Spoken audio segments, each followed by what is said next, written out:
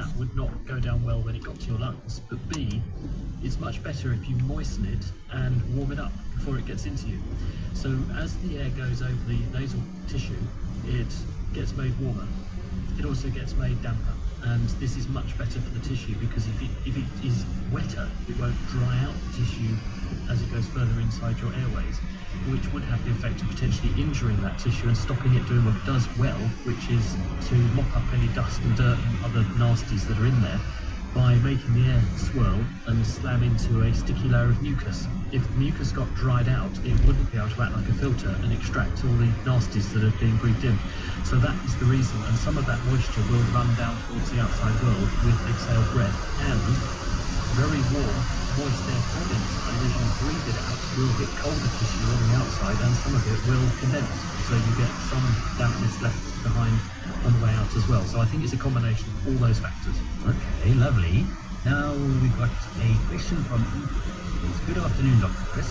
How does one improve short-term memory after a brain injury, especially if you want to study but you can't remember what you just studied? Also, why does the brain work like this, as long-term memory is great? So she obviously, her long-term memory is great, but when it comes to studying and a short-term memory and recalling things, she's just struggling there. So how can we help them all? Sorry to hear you've got that problem, Paul. I think really the way to think about this is memory is not just one thing. We remember different things in different ways. Some memories are memories we've had for your entire lifetime. Those are long-term memories. Some memories are new ones you made just now, and that's what I think you're referring to. And they're actually in different places in the brain. When we make a new memory, it's centered on a structure called the hippocampus. You've got one of those on each side of the brain. And this forms some kind of special electrical and neurochemical imprint of the information, which it holds for a short period of time before that information is translated to long-term store in other regions of the brain. And the hippocampus appears to be crucial in enabling you to form that short-term memory and then imprint it in a pattern of connections elsewhere in the brain. And if you damage the hippocampus or the circuitry that's involved in that process, it can impair that from happening. And it gives you what is called an antegrade, in other words, going forward, amnesia. The most famous case of this was somebody who had really bad epilepsy, and it was arising from a region in the temporal lobe on the hippocampus. And so doctors, in order to treat the epilepsy, because it was life-threatening, had to remove this part of the brain. This person, who's famously known as HM and has passed away now, went through the rest of his life being able to recall past memories very well, but couldn't make any new ones. And keeping a diary of his experiences, his diary would say, I've just woken up, because he assumed, because he had no memory of what had gone just a few moments before, he must have been asleep. But there were some things he did nonetheless manage to remember. Muscle memory is a bit of a misnomer, but actually we remember movements very, very well because they're laid down in a different part of the brain. So although you might struggle to remember what you were just thinking about, you might very well be able to type extremely well on a computer keyboard because your brain knows where the fingers have to go to type all the letters, for example. And so some ways to improve memories can be, or to facilitate if you have got a problem storing new memories, is to find other ways to use your other ways of forming memories to help reinforce your short-term memory. It might be that by writing things down, not only does that help you to form a stronger impression in your brain of what you're trying to remember, but it also helps to convert some of that memory into a motor program, a muscle memory as it were, which can help with recall later. And I always advise people, no matter how good your memory is, make notes when you're in the classroom or in a lecture or trying to remember something, and then write them out later. And by doing that, you actually put the information through your brain multiple times. You also put it into a pattern your brain can remember and recognize most optimally. And then you've also got a motor way of recalling it as well. So really, practice makes perfect, but also look at these other things. If you've got things that you know you can remember well, ask yourself, why do I remember these well? Why do I find this sort of thing easier to do? And then see if you can use that mechanism to help you to learn the things that you find harder to recall. It won't be perfect, but usually with rehearsal and patience, you can improve things. Yeah, I mean, my missus says my short-term memory is terrible. Especially when she says, why don't you wash the dishes? Yeah, Put the bins out. forgot. Yeah, Just forgot. that's right. Yeah. Empty the dishwasher. Dr. Chris, speaking of memory, let's go to Victor from Johannesburg. He's got a question about atoms. Vic, if you could turn your radio down for us. Sure. There we go. Okay, you're live on 702 and have a go. Hello. Yeah, can you hear us, Vic? Okay, let's put Victor back to the producers. Make sure he's off the speakerphone. Let's go to Temba from Pretoria. Temba, you got a question on microchips and plans for microchips. Yes, I do, sir. Yeah, go ahead. Basically, I'd like to ask to the speak, is the retinal microchip implant that was piloted in Britain in 2012 is still relevant for people who are blind for possible microchip implant, if it's still relevant or not? Right, the answer is yes. This is being worked on, and they are getting some reasonably good results with this now, to the point where people who couldn't see before can actually recognize things like letters. I don't mean as in the thing that comes through your mailbox, I mean as in written letters. So you can read text. Now, it's not brilliant, and in many cases it's just black and white. It doesn't produce the full repertoire of the visual experience yet, but it's a dramatic step forward. And the way in which this works is that at the back of your eye is the retina. The retina is a light-sensitive sheet that converts light waves into brain waves, putting it bluntly. Basically, it is a coding system that responds to the energy in spots of light and turns them into nerve pulses. And those nerve pulses are then transmitted to the brain from the back of the retina through a series of cells called retinal ganglion cells that make your optic nerve. And they then relay the information on to the brain, and it builds a picture of the world. So if you've lost the ability to convert the light into neurochemical information because the rods and cones don't work, which many common forms of blindness, this happens, but the optic nerve is intact, you can recruit the optic nerve cells directly and still build a picture of the world with these sorts of implants. And the way it works is that they sit against these cells that make the optic nerve, and they fire off activity which are then picked up by the cells that make the optic nerve, and they fire a discharge into the brain. And you can tune the system so that you can show people an image. The system then works out what pattern of electrical activity to inject into the retina so that the person sees, in inverted commas, the right thing.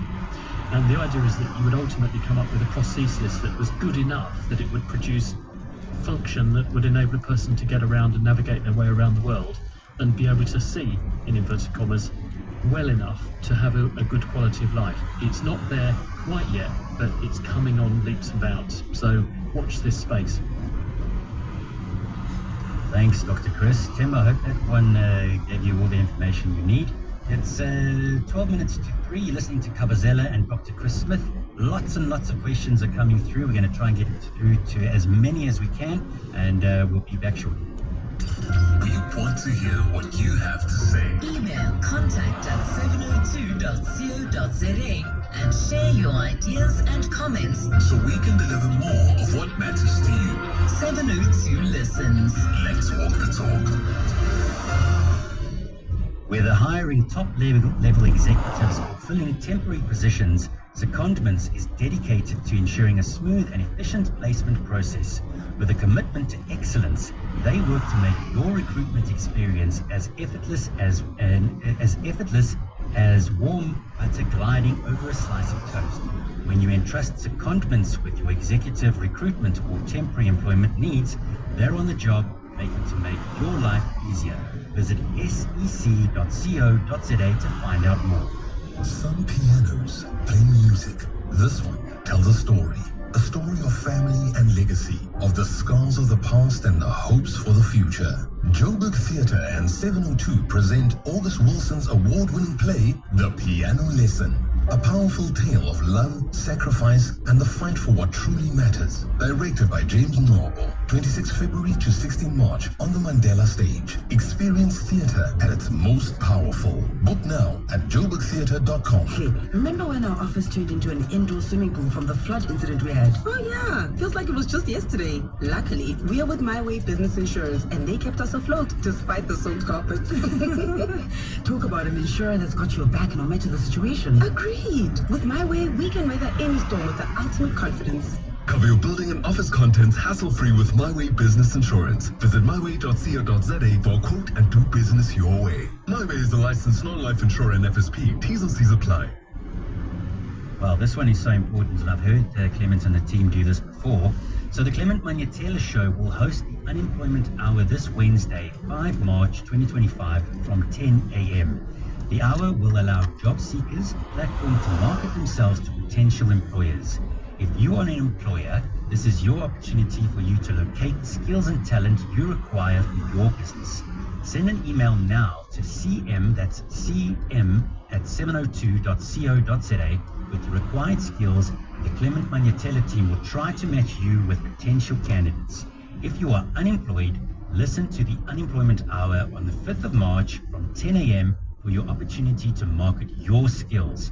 The Unemployment Hour on the Clement Manyatela Show, connecting you to opportunities, only on 702 Let's Walk the Talk.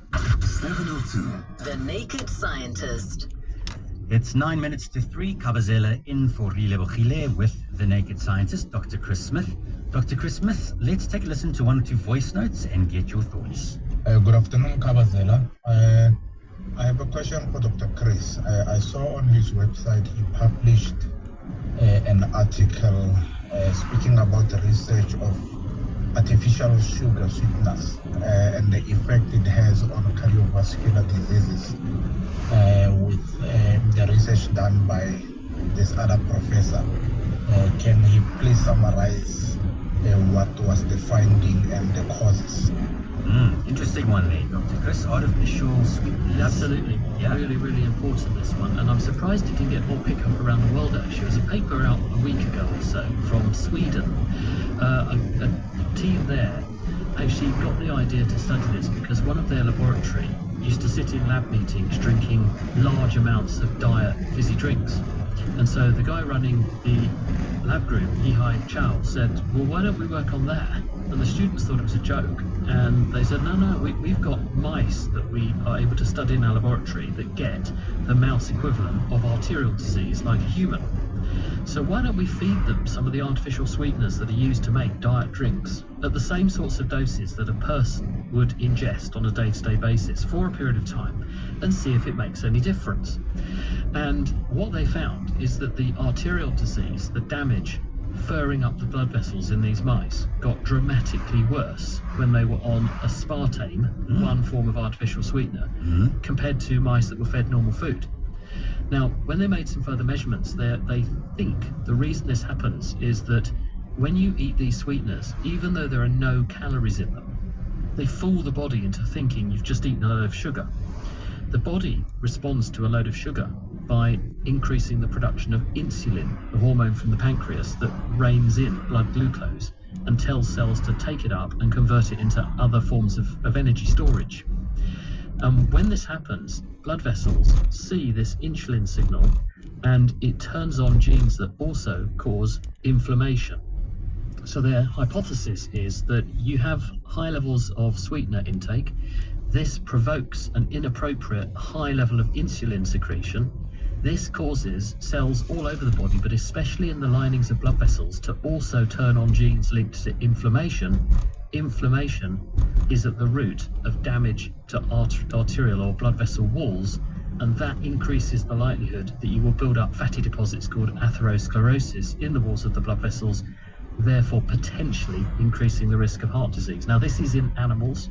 It's a single study at this stage. It's early stage, but the same mechanism applies in these animals as applies in humans. And so their next step now is to begin to explore whether the same is true in us. And if it is, I mean, that's big business and potentially a big risk. So they told me, we don't eat these things anymore. We steer clear of this stuff. All the people in the lab group have stopped drinking diet drinks.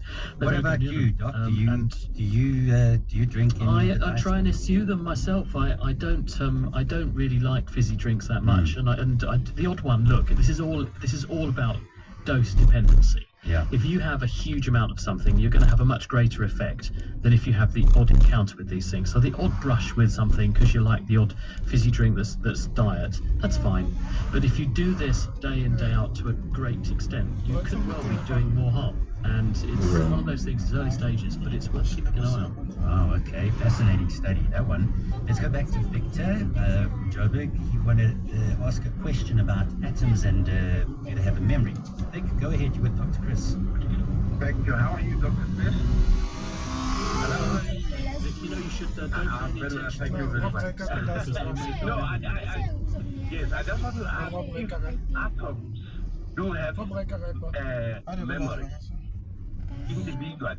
That No, is, if an not atom really. could have a... yes.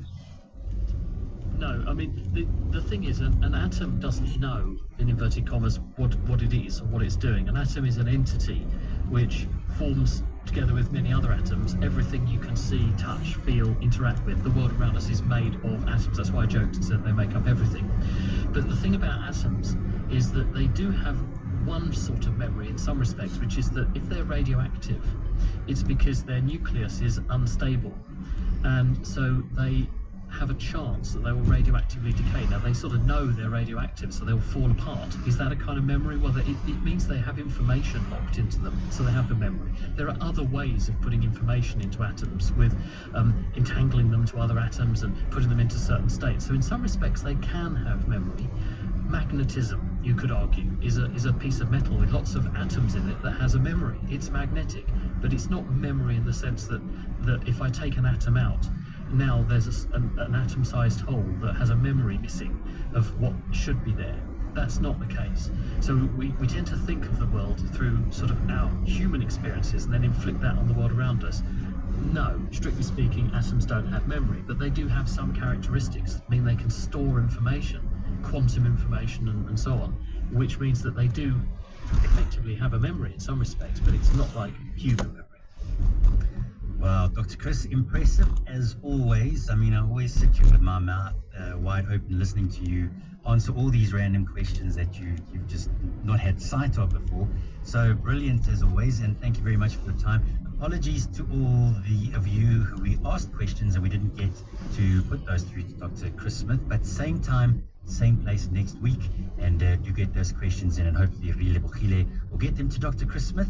He'll give you an answer. Right now, it's almost 2 minutes to 3. So, cheaper car insurance, like flossing. You can get to it later, right? Wrong.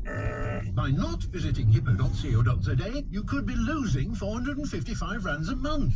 But it's hard, right? Wrong, wrong, wrong. Just 2 minutes to compare 12 quotes from SA's top insurers. And the flossing? Well, every dentist needs a bestie. Get cheaper car insurance done. Just Hippo it. Hippo is an authorized FSP, savings based on 2024 KLA research. Honey, what are you doing? I'm stretching for tonight. I thought you're not dancing at bachelorette parties anymore. Baby, we need the money to put Johnny through matric mos. And what's the police uniform for? The clients feel safer when I wear it. No, man, just sell your bucky to We Buy Cars. They give the best prices and they pay you within minutes. Okay, but can I just go and dance one more time, please? You know how much I love it. No, the buyer's already on his way here. Wow, okay. Strapped for cash? Just sell your vehicle to We Buy Cars. The easiest way to sell your car by far. Fizzy drinks and fruit juices can make our children sick. Sugar is dumped into their bodies with every sip, which could lead to obesity, heart disease, and diabetes as they age. We must protect them from drinks high in sugar. Demand a stricter health promotion levy now. Sign the petition on healer.org. That's HEALA.org. 782 podcast on primemediaplus.com. Kabazela in for Rile Bogile Mabocha, who will be back on the radio tomorrow. And thank you very much for letting me sit here for the last 2 hours and streaming to your car radio, your home, wherever you may be listening. I always enjoy chatting to you, and I find it an absolute privilege to be able to do this. And it's always nice when management have a lapse of judgment and say, hey, let's put Kabazela on the radio. So thank you to them too. It is almost 3 o'clock and time for headlines with Mbali Dlamini. And up next, John Pillman, followed by Stephen Grootjes on The Money Show, and then Aubrey Masango. Thanks very much. We'll catch you soon. It's now 3 o'clock and time for EWN News. This is EWN. The Hawks probe 4 dockets of high treason, and the Health Department works on closing the HIV funding gap.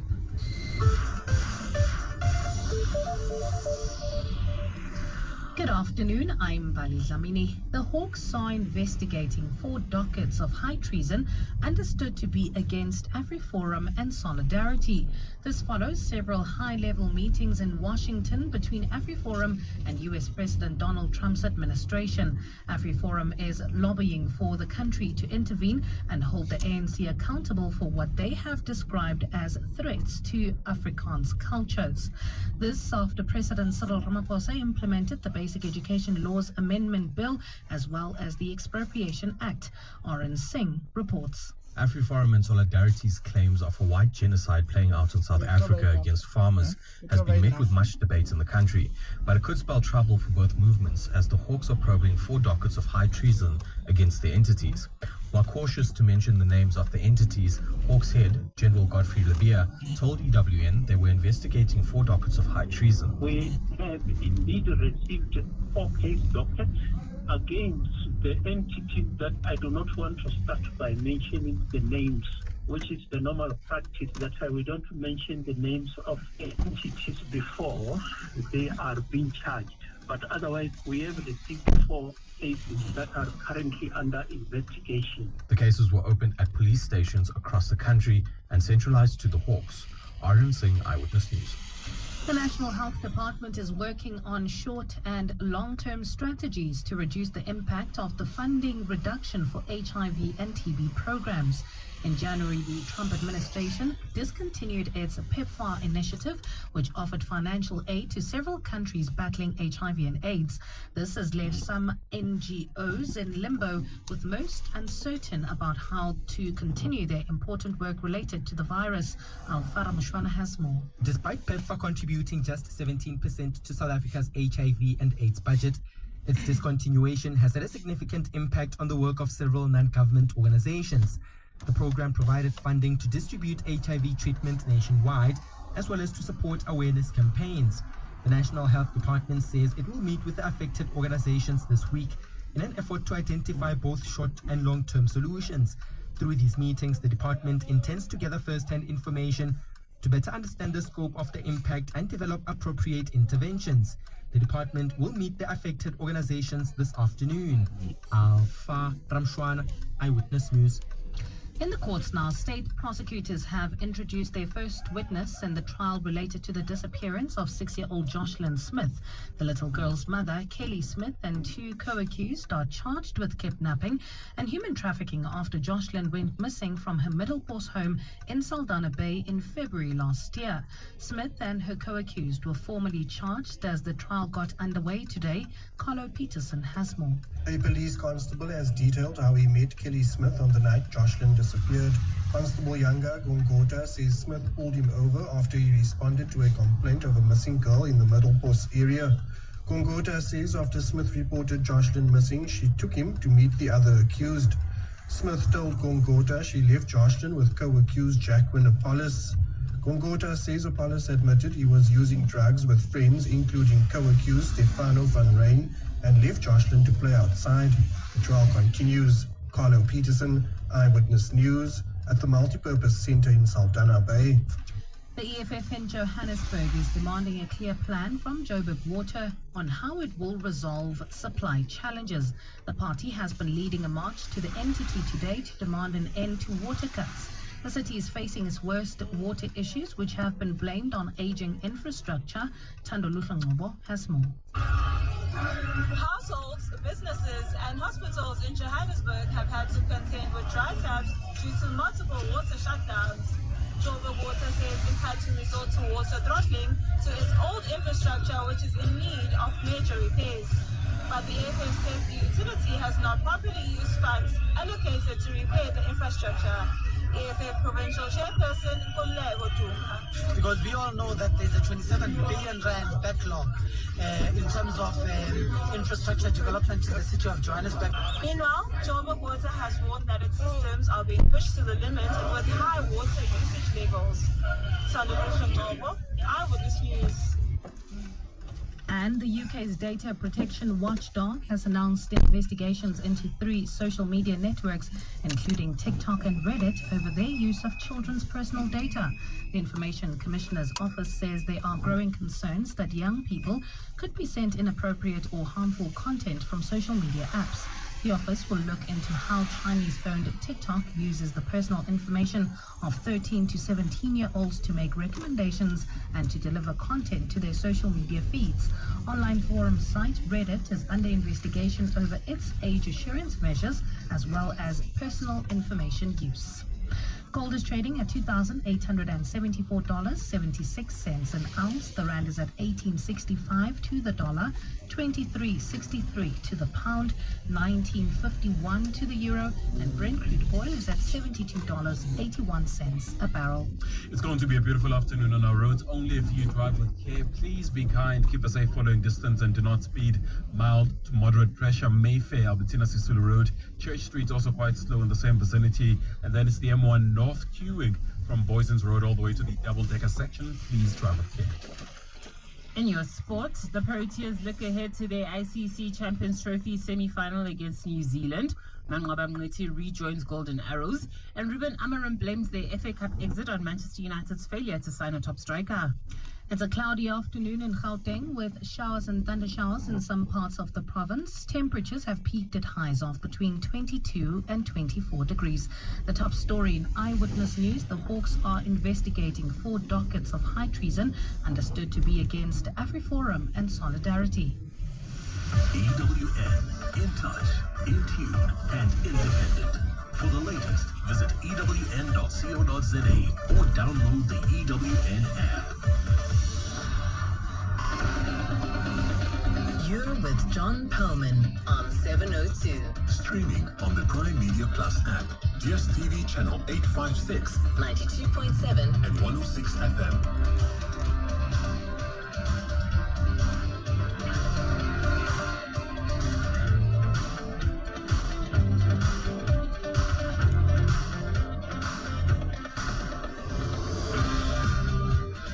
Good afternoon, everyone. It is 8 minutes past 3 on Monday, the 3rd of March. You're listening to 702 Drive with me, John Perlman. Welcome to the show. Hope you had a good weekend. I hope the new week is off to, at the very least, a decent start. Hopefully an excellent one.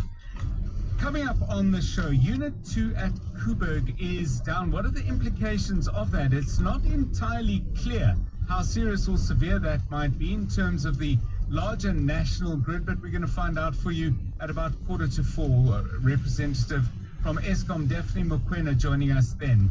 Some other stories we're covering for you. New City of Joburg bylaws make it illegal to share CCTV footage of crime scenes.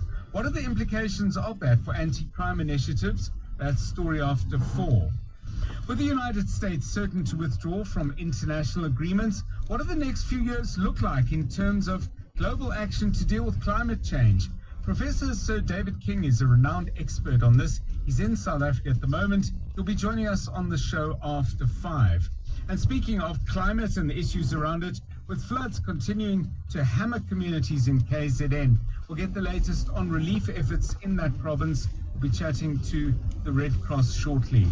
All that and a whole lot more on 702 Drive. Of course, your thoughts on these issues, some of the other issues we're covering, and your thoughts too about stories that perhaps we haven't thought about tackling. By all means, give us a call on 072 702 1702 and 011 883 0702. The JSE starting the week with a bang, up 1,600 points, a gain of nearly 1.9%. The Resources Index doing even better than that, up 4.4%. Alphamin is up 14.5%. Implats up 8.5%. Northam up by 8%. Aspen, in a different sector, obviously. Pharmaceuticals also having a great day, up 10.5%. The rand's at 18 rand 64 against the dollar, 19.51 against the euro, and 23.62 against the pound. Oil price down by 5 cents. Brent crude currently trading at $72.98 a barrel. Stephen Curtis joining us with all the market news at 27 minutes past 4. We'll have sport with Tolakele Mganga, looking back on a really, really interesting weekend. great to see South Africa, the Proteas, in yet another limited over semi-final that's coming up on Wednesday. Tolakele with all of that, as I said, at about 20 to 4, and we'll get Mbali Dlamini with the very latest news headlines just before that. Bangeli Nzuza is here to guide you through the traffic. This is 702 Drive. We are live in the place where you live, and if it's happening in 702 land, whether it's breaking news or updates on problems on the roads, it's always something we might not have heard about. You will hear it first, but with your help, of course. Contact us on 072 702 1702 or give us a ring on 011 883 0702. It's 11 minutes past 3. 702. Let's walk the talk. 702 Drive. I'd be very interested to get your views on the, what would you call it? I think you may as well just call it a fight that took place between Donald Trump and his vice president in the United States government. And on the one hand, and President Volodymyr Zelensky of Ukraine. I didn't watch it when it happened. I watched it the next day because I was busy with personal stuff on the road the whole of Saturday, came home, had friends for dinner, and for those reasons and probably some others, I actually didn't watch it. I only watched it the next morning. And it's strange because I knew that bad things happened, but as I watched it, I still felt quite nervous. And I had two observations.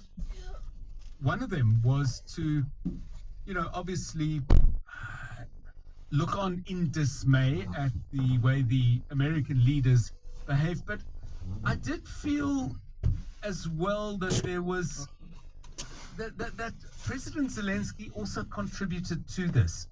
He was an agitated, uneasy presence. He was over on the left side of his chair. He looked like he wanted to jump in. He was clearly very, very unhappy. And once this thing started, I